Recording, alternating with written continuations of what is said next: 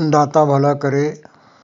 आजकल गुरु गोबिंद सिंह जी के परिवार की शहादत के दिन चल रहे हैं। एक शायर हुए हैं योगी अल्लाह यार खान।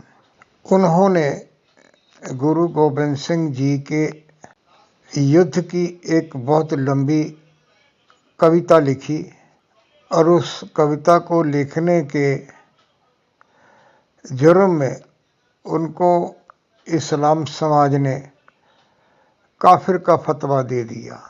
और वही लिखते हैं, ना करूं तब की ना करूं अब की, अगर ना होते गुरु गोबिंद सिंह तो सुन्नत होती सबकी। इस बात में कोई शक की गुंजाइश नहीं है कि मुगलों के जुल्म ज़बर के सताए हुए कश्मीर से कुछ पंडित जब आनंदपुर साहिब गुरु तेग बहादुर जी के पास आए और अपनी व्यथा सुनाई कि बादशाह औरंगजेब का ये फरमान है कि मुझे रोज के 1.25 मन जनेऊ चाहिए। ये आप कैलकुलेट करेंगे तो कितने हजारों की गिनती में ब्राह्मण समाज और हिंदू समाज के लोगों को कत्ल किया जाता था। तो उन्होंने गुरु तेग बहादुर जी से जब अपनी दुख भरी दास्तां सुनाई तो साथ में ये कहा कि उसने कहा है, अगर कोई बड़ा आदमी अपनी कुर्बानी दे दे तो ये जुल्म बंद हो सकता है। तो अब कौन बड़ा आदमी अपनी कुर्बानी देने को तैयार होगा? जब ये चर्चा चल रही थी तो उस वक्त करीब 9 साल की उम्र के गुरु गोबिंद सिंह पास ही में खड़े हुए थे या खेल के आए वापस, अलग अलग मान्यताएं हैं। तो पिताजी का धीर गंभीर चेहरा देख के तो पूछने लगे कि क्या बात है, आप इतने गंभीर मुद्रा में क्यों हैं? तो उन्होंने सारी बात गुरु गोबिंद सिंह जी को सुनाई। उस वक्त उनका नाम गोविंद राय हुआ करता था। तो उन्होंने बड़े सरल शब्दों में कहा कि पिताजी, आपसे बड़ा कौन है? तो बात तय हो गई कि गुरु तेग बहादुर जी जो है ना वो बादशाह के सामने जाएंगे और बादशाह का फरमान ये था कि या तो आपका कोई बड़ा आदमी इस्लाम कबूल कर ले या वो अपनी कुर्बानी दे दे। तो गुरु तेग बहादुर जी आनंदपुर से चल के रास्ते में कहीं कहीं रात का पड़ाव करते, दीवान लगाते, अपना सिमरन करते, तो वो दिल्ली पहुंच गए। और यहाँ मैं बीच में एक कहानी और सुना रहा हूँ कि एक बिल्कुल गरीब आदमी, बुजुर्ग, जिसके कपड़े भी करीब करीब चिथड़े जड़े हुए थे, गुरु रामदास जी जब अमृतसर बसा रहे थे तो उनके पास उनके दर्शन करने के लिए गया। ये सुन रखा था कि गुरु रामदास जी के पास जो जाता है उसकी सभी मुरादें जो है ना वो पूरी हो जाती हैं। लंबी लाइन लगी हुई थी, लाइन में लग गया, लाइन आगे सरकती गई। अब वो सोचता था कि मुझे धन चाहिए, दौलत चाहिए, अच्छा घर चाहिए, इतना कुछ चाहिए। लेकिन जैसे जैसे लाइन आगे बढ़ती तो उसकी नज़र जब गुरु रामदास जी पर पड़ी तो उसकी सब जो है ना इच्छाएं ख़त्म हो गई और उनके दर्शन करके आनंद आ गया। तो जब नमस्कार करके वो लौटने लगा तो गुरुजी ने पुकार के कहा कि कुछ मांगा तो है नहीं। तो उसने कहा कि अब जो है मेरी सब इच्छाएं जो है ना वो ख़त्म हो गई हैं। दूसरी बार पूछा तो फिर यही उत्तर मिला। जब तीसरी बार पूछा तो वो कहने लगा कि मेरी ये इच्छा है कि आप एक रात मेरी झोंपड़ी में काटें और मेरे पास रुक कर भोजन करें। तो गुरुजी ने कहा ठीक है, हम आएंगे, लेकिन हमारे साथ 30-40 सिख होंगे। तो उसने कहा जी अगर आपने 30-40 सिखों को साथ लेके आना है तो आप मत आइए, क्योंकि मैं आपको तो भोजन करवा दूंगा लेकिन इतनी मेरी समर्था नहीं है कि मैं इतने लोगों को भोजन करवा सकूं। तो गुरुजी कहने लगे मैं तब आऊँगा जब ना ये तुम्हारा शरीर रहेगा और ना ये मेरा शरीर रहेगा, तब मैं आऊँगा। समा बीता। अनंतपुर से चलकर गुरु तेग बहादुर साहब जब वहाँ पहुँचे तो उस वक्त तक वो बड़ा व्यापारी बन चुका था। उसके घर में रुके, भोजन किया, रात्रि विश्राम किया। तो जब सुबह को जाने लगे तो उस व्यक्ति ने गुरुजी के सामने एक सोने की मोहरों का भरा थाल रखा, स्वीकार कीजिए। तो गुरुजी कहने लगे ये मोहरें कम है। उसने कहा जी मेरी तिजोरी में ऐसा ही एक और थाल है, मैं वो ला के देता हूँ। उन्होंने कहा नहीं, मुझे और चाहिए, मुझे जो है ना एक बैलगाड़ी भरी हुई जो है वो सोनों की मोहरों को चाहिए। तो इकट्ठी कर, जब वक्त आएगा तब हम तो इसे लेंगे। और उस व्यक्ति का नाम था राजा टोडरमल। वक्त गुजरा, माता गुजरी जी और छोटे साहिबजादों की शहीदी हो गई। शहीदी के बाद उनको दरिया के किनारे रख दिया और पहरा लगा दिया कि इनको कोई छू ना पाए, यहीं इनको जो है पक्षी या जानवर वो इनको खाएं, इनको कफन दफन नहीं मिलना चाहिए। जब टोडरमल को पता चला तो वो भागा भागा नवाब के पास गया और उससे दरख्वास्त की कि मैं इन बच्चों का और माता जी का अंतिम संस्कार करना चाहता हूँ। तो उसने कहा कि जितनी तेरे को ज़मीन चाहिए उतनी तू मोहरें बिछा के ज़मीन ले सकता है। इतने वर्षों तक वो मोहरें इकट्ठी कर रहा था गुरुजी के वचना अनुसार। तो उसने और उसके भाई नागरमल ने 12 स्क्वायर फुट जगह के ऊपर मोहरें बिछाई। तो जब देखा कि ये तो बड़ी आसानी से बिछा रहा है तो नवाब ने कहा कि नहीं, ऐसे बिछानी नहीं, ये खड़ी करके जोड़नी है। तो उस वक्त गुरु घर के प्रेमी श्रद्धालु टोडरमल ने अपनी जो 100 बीघा बाग औने पौने में वो भी बेचा, जो भी उसके पास था वो उसने सब कुछ बेचा और वो बैलगाड़ी में छकड़े में भर के मोहरे ले आया।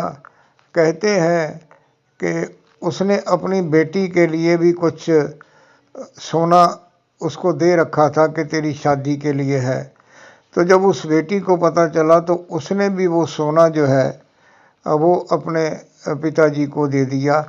तो इस तरह वो 12 स्क्वायर फीट की जगह जो है वो सोने की मोहरें खड़ी करके वो टोडरमल ने नवाब से एक प्रकार से खरीद ली। वहाँ पर बीच में माताजी को रखा, बगल में दोनों साहबजादों को लिटाया और चंदन की लकड़ी की चिखा उस पर सजा के उनका अंतिम संस्कार किया। और जो वो राख हुई इकट्ठी उसको एक मटके में डालकर और वहीं पर उस जगह पर एक जो है ना वो थड़ा बना दिया, चौतरा बना दिया। जब समय बीता, गुरु साहब को मालूम हुआ सारी बात का, तो गुरु साहब जब टोडरमल से मिले तो कहने लगे कि मांगो क्या मांगते हो, जो मांगोगे मैं वही तेरे लिए अरदास कर दूंगा। तो राजा टोडरमल ने कहा कि गुरुजी, जो मैं मांगूंगा वो आप मेरे को देंगे? कभी हाँ, ये वचन है। तो उसने कहा कि गुरुजी, मेरी ये इच्छा है कि मेरा जो वंश है वो यहीं ख़त्म हो जाए, आगे मेरा वंश ना बढ़े। जो साथ में गुरुजी के सिख थे उन्होंने पूछा कि अरे तूने ये क्या मांगा? उसने कहा कि आने वाले समय में कोई बाद में मेरा वंश ये ना कहे कि ये जगह की मलकियत हमारी है, हमारे बुज़ुर्गों ने इस जगह को ख़रीदा था। तो आज वहाँ पर जो है वो मेले लगते हैं, ऐसे हैं जो गुरु के ऊपर, धर्म के ऊपर अपने आप को कुर्बान करते हैं। गुरु तेग बहादुर जी की शहादत हुई, बहुत प्रलोभन दिए गए। उनके साथ भाई मती दास, सती दास और दयाला जी, उनको गुरु साहब के सामने ही अलग अलग तरह के तसीहे दे के उनको शहीद कर दिया गया।